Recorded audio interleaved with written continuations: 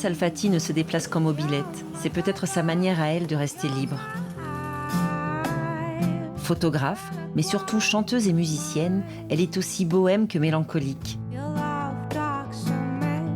Avec le groupe ethno-rock Ouatea ou le projet musical Femme Squelette, depuis un petit village de Dordogne, elle se fait l'exploratrice des sonorités du monde. Dawa, c'est mon prénom, c'est un prénom tibétain, ça veut dire la lune. Et Ouatea, c'est mon troisième prénom, mon prénom tahitien. J'ai grandi 10 ans sur une île à côté de Tahiti. Donc je pense que ça m'a énormément nourri de la mer, de ce côté très tropical, très suave, très sensuel, quelque part dans la nature, dans la température de l'air.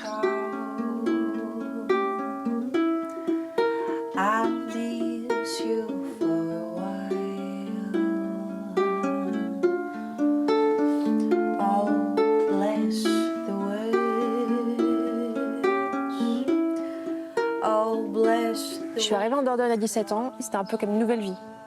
C'était un peu la terre promise. Donc c'était vraiment, ok, je décide enfin de ce que je fais dans ma vie.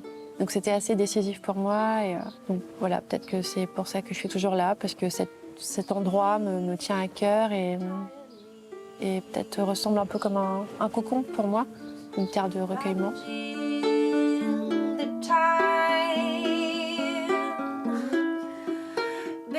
Quand on est en concert, on a l'impression de pas rentrer dans une transe, mais quelque chose où il y a quelque chose qui voyage. Et on va dans différents pays également, donc dans différentes langues. Je chante un tout petit peu en français, mais principalement en anglais. Je fais un peu de tibétain, un peu de touareg. L'année dernière, on a monté un trio de femmes qui s'appelle Femme Squelette. Longtemps, j'ai été assez éloignée de ma propre féminité. Et du coup, je travaillais beaucoup avec des hommes et je me sentais plus à l'aise au final. Ça me fait du bien en fait de aussi créer quelque chose avec des femmes.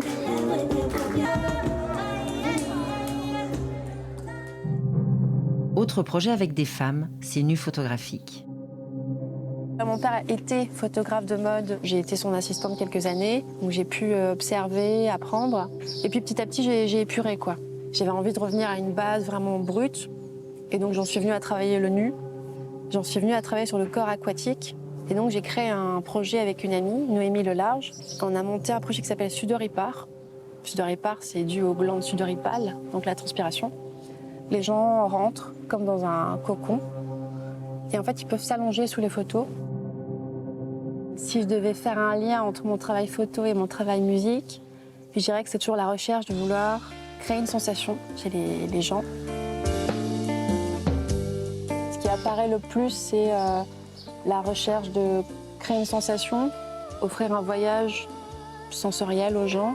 Et je me rends compte que la musique a un certain pouvoir, en fait, et peut guérir, peut faire du bien.